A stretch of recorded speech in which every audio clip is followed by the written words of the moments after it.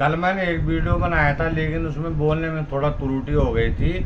मैंने ये बोलना था कि जो मोदी जी है ना, मोदी जी को मैं अपने पिताजी के आगे जीरो के बराबर नहीं समझता हूँ। राजनीति की शुरुआत घर से होती है। मैं पहले भी बोल चुका हूँ कि पूरी दुनिया आचार्य चाणक्य की नीतियों से अभिभूत है। उनका समस्त संसार उनसे। आचार्य चाणक्य ने कहा है कि विद्वान का नीच कुल भी देवताओं द्वारा पूजनीय होता है। अगर मनुष्य योनि में अपना उद्धार नहीं किया, पहले भी कह चुका हूँ, नहीं तो पशु की तरह जिया।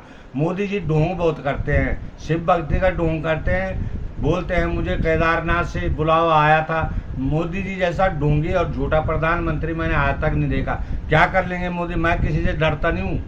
क्या कर लेंगे? मार लेंगे क्या सड़क पे? एक दिन मैंने मोदी जी को मन की बात सुनी थी। कह रहे थे देखो आजकल सड़कों में बहुत एक्सीडेंट हो रहे हैं, पैसे पूछे है नहीं, है कि नहीं, क्या मरवा देंगे? मैं किसी से नहीं डरता। आज तक मैं डर डर के कहीं का नहीं रहा। कभी रोजी रोटी का डर, कभी किसी चीज़ का डर। विद्वान व्यक्ति का, पहले भी कह चुका हूँ, विद्वान व्यक्ति का नीच कुल भी देवताओं द्वारा पूजनीय होता है। अगर मनुष्य योनि में इस मोक्ष को प्राप्त नहीं किया तो समझो पशु की तरह दिया। मेरे पिताजी का नाम श्री सोहन लाल भट्ट था। उन्होंने चाणक्य नीति का विधि पूर्वक अध्ययन किया था और उसी आधार पर चले थे और कहते थे मैं स्वर्गवास से आदमी हूँ। लेकिन मैं उनसे भी आगे निकल गया। मैंने मोक्ष की प्राप्ति कर ली। मैंने शिव चरणों में जगह पा ली। मैंने एक भजन भी गाया था, शिव पूजा में मन ली। मुझे कोई यूट्यूबर मिल जाए, अगर कोई यूट्यूबर मिल जाए और मेरी वीडियो वायरल, मैं तब तक वीडियो बनाता रहूँगा जब तक मेरी वीडियो वायरल ना हो जाए। मोदी जी जैसे भी एक से एक बुद्धिजीवी इस संसार में पड़े हुए हैं। मोदी जी सत्ता के भूखे हैं।